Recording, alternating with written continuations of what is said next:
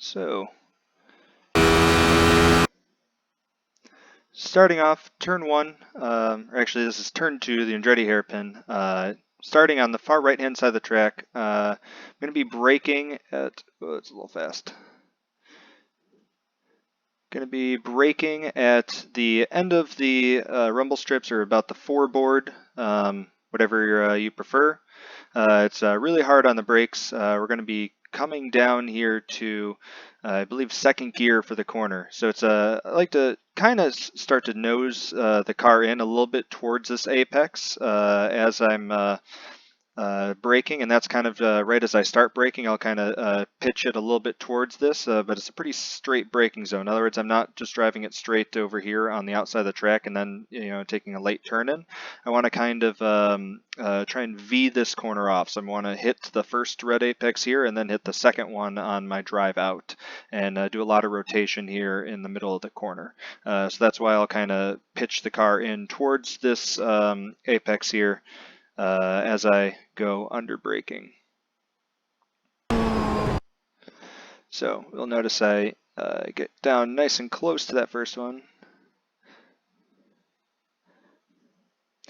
Kind of miss it a little bit, but just getting the car rotated through here. I'll use a little bit of maintenance throttle here to help kind of increase my mid-corner speed and just kind of track out my radius here, because if I just let it coast, the radius is going to be a little bit too tight. So basically what I'm doing here is I'm keeping my steering constant, but I'm adjusting the radius of my turn with my throttle and brake so that I can get the left side of the car right onto or as close to this red curb apex here as possible. So once I get down here to this curb, you notice I'm still kind of playing with it a little bit, but once I get to that apex, or as close to it as possible, I'm going to be back on full throttle and starting to upshift my way out. It's a pretty tight track out here. If you get on throttle a bit too early, you may be dipping some tires off on the right. But it's not too difficult to make. It's a nice, easy approach here into the right-hander. So I'm letting off about the 2 board there. You'll notice I ride it out in third gear. I don't go up to fourth. I like to try and stay in third. You'll get right up near the top of the rev range. And it's a real light brake. We're carrying a lot of trail brake, and it's almost a bit of an early turn in. And so right here I have a little bit of over rotation as the rear end starting to come around. I want to get close to this apex curb. You can sometimes hit it, especially in the radical here, but it can upset the car a little bit and sometimes walk you a little bit wide or kick the rear end around. But again, this is a nice coast here, and I've stayed in third gear this entire time. And now that I've gotten to this apex point, I can start to feed back in the throttle and just get pretty aggressively into it, and you have no problems getting the curb here on the left side. So that's just a really smooth approach into the right-hand corner that you want to make. Just as smooth on the brakes and steering as possible. And you notice even with the smooth braking and trail braking I had there, I had the rear end step out a little bit. So we'll go back through in the chase cam and play through that sequence of corners one more time.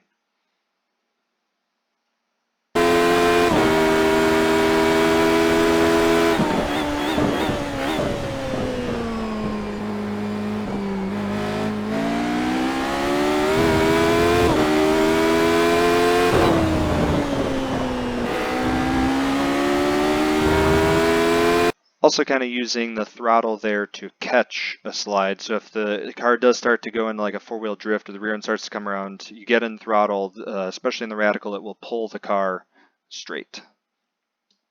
Okay, so my approach for this next right-hander here, it's a pretty deceiving corner. It's actually pretty fast. I like to dip the left side tires onto the rumble strips here, lift off at the end of the rumble strips, but after I've turned in. So we watch that here. So I've turned into the corner, and now I'm lifting off the throttle. And this is a very aggressive, quick lift off of the throttle to really pitch a lot of weight onto the nose of the car. So a little tap of trail brake to try and get myself down as close to this apex curb as possible. I don't really want to hit this one. If you you can dip the right side tires into the gravel a little bit here, but you will end up picking up a 1X shortcut there, and it'll usually have a tendency to dirty the tires, just throw you a little bit wide on exit. So I want to get down right as close to this curb as possible. But again, once I get to that apex curb, I'm right back on throttle. And power down on the way out. This is another one you have to kind of watch, especially coming over here onto this curbing. It's really easy to pick up the 1X if you dip your left side tires into the sand over here. But it's also, the car's loaded up as you come over here, so if you do end up dipping onto there, it's really easy to lose all of your lateral grip and end up spinning off into the tires driver's right. So we can play through this one more time here, real speed.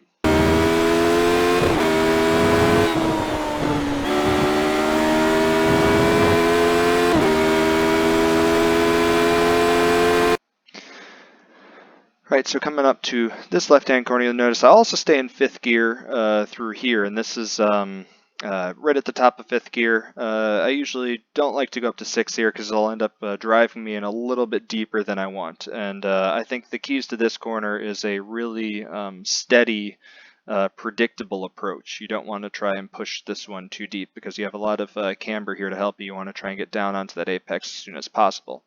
So how I do that, I'm looking for my brake zone is, it's a little bit after the 3 board. I'm looking for this white line here that comes off of the curbing.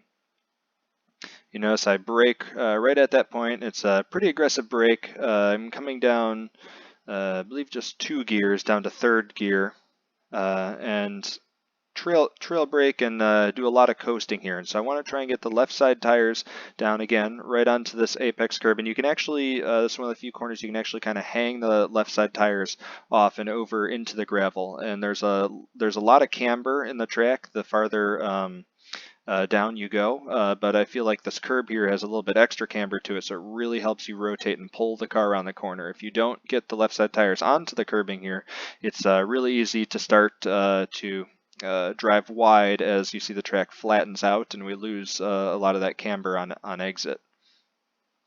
So kind of hang them just a little bit there on the left hand side, and again once I get to that apex it's flat out on the throttle and just minding the exit coming up the hill.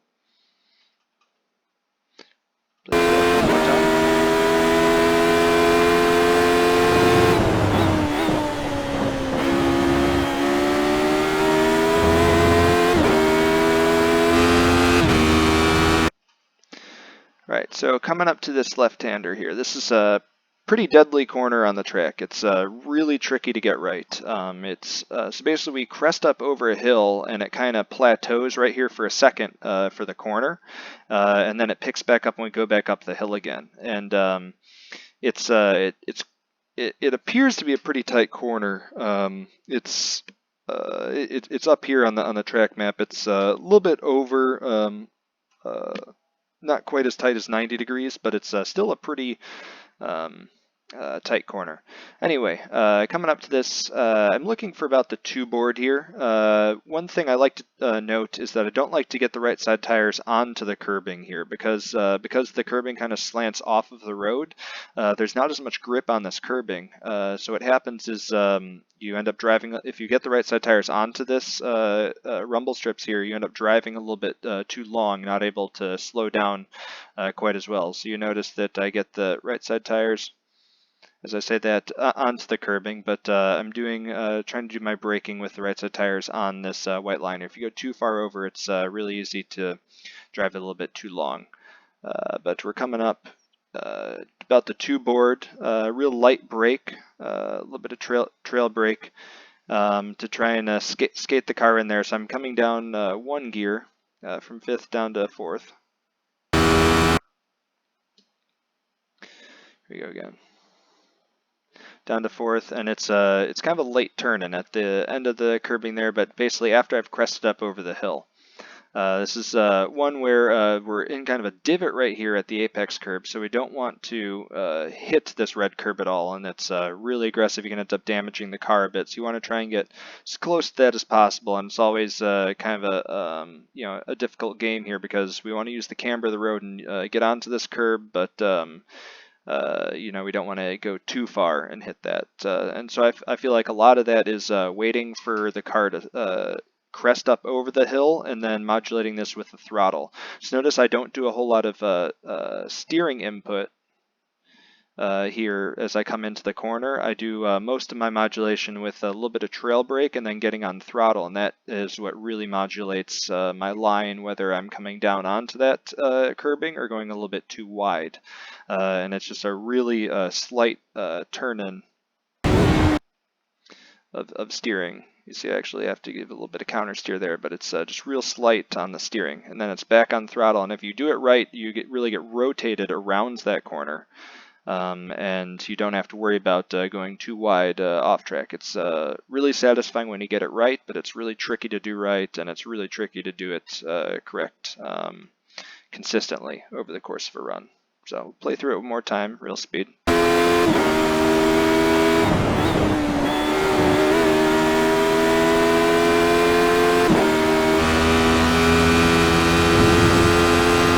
Coming up to the infamous corkscrew. I like to try and take a pretty straight approach, and so just like turn one, I like to aim for the first apex, or the first portion of the left-hander. I'll see a lot of people like swing wide and try and come back and break in a straight line, almost heading in this direction, but I like to find right where the road crests here and kind of keep just heading straight in this direction. So I'll end up braking pretty early for the corner. It's before I even get to the curbing here. And this is just, you can push it a little bit farther, but there's no need, because once you crest up over the hill, you lose a lot of your braking capabilities, and you just end up driving too deep into it and losing a lot of time. It's better to have a good run out of here and a nice controlled, slow approach.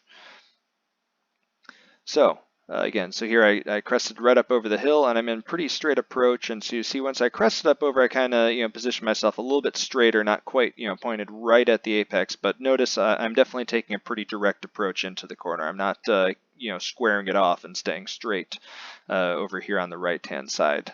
So this, we actually come all the way down to first gear. And it's just a real light pitch in, and so it's hard to pick where to aim. Some people like to look at the trees here and shoot for this tree or the gap in the trees. I don't. I just kind of do it off feel, as far as I only turn this. I take the direct approach. And I only turn just that little bit, and I kind of basically just keep trying to drive straight, basically from my brake zone all the way through here. I try and make as straight a line as possible, and so I just give it the little pitch in here, and then it's immediately right onto throttle to help stabilize the car. And it's not full throttle, but you need about half throttle to help keep the rear end stable. Usually a quick upshift right here to second gear, kind of a short shift. Sometimes you can ride it out, but you do risk wheel spin as soon as you land right here, going with that much throttle. And it's just nice and easy to the right. See, already in second gear, got that short shift in there, and just drive it out. So we'll play through the corkscrew one more time here, real speed.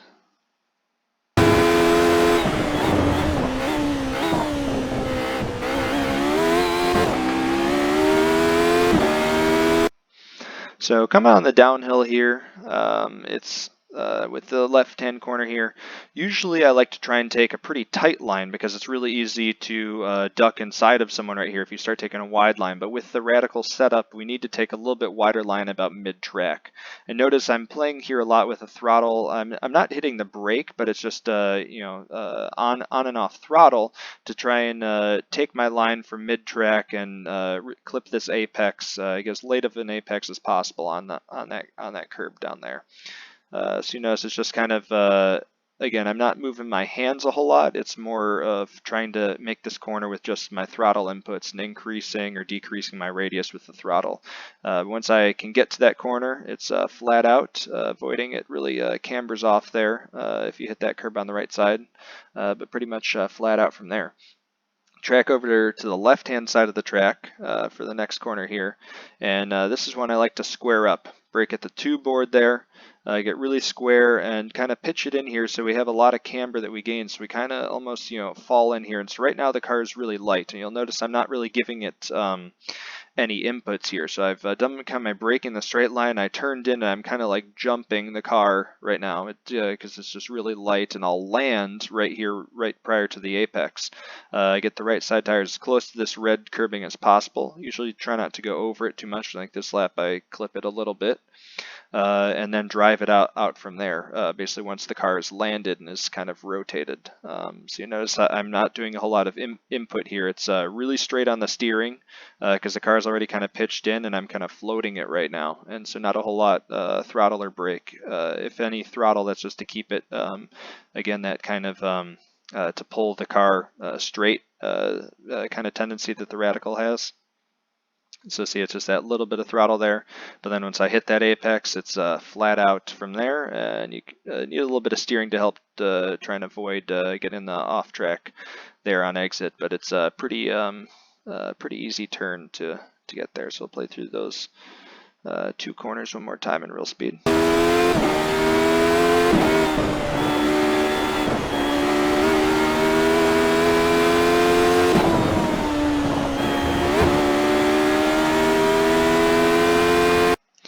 Right, coming up to the last corner.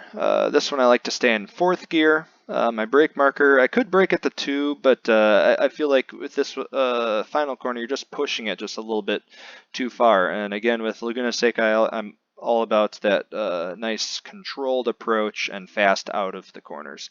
So I'm actually looking for this white line here before the 2 board as my brake marker. And I'm going to come all the way down, nice quick downshifts, all the way down to 1st gear, nice straight line, and try and swing it around this corner as quickly as possible, using as little steering input as possible. You can grab quite a bit of this curb here. I grabbed a little bit too much, and it was a little bit early of a turn, and so that's why I get kind of upset here. At the apex, I'd like to be just a hair wider so I don't quite clip the red curb there. But again, right there I get on throttle to help stabilize, pull the car forward, and then it's power out of there. And getting on throttle as soon as possible out of the last corner is imperative to a good lap time and a good run down the pretty much only quote-unquote straightaway here at Laguna Seca. So this last corner is really important for that good lap. So overcooking it into here, driving a little bit wide, hitting an early apex, and kind of diamonding it really hurts not only your current lap time but your next lap time because you have a bad run out of this corner. So I'd almost try and get this late apex and as good of a run out of here, every time if possible. And so, yeah, notice this was just that little bit too soon that I got on throttle here prior to the apex to stabilize it and get that drive, trying to increase that radius a little bit, but it's a little bit too soon. So, like I said, there's still time to be had on this lap, but we'll play through the last corner here one more time.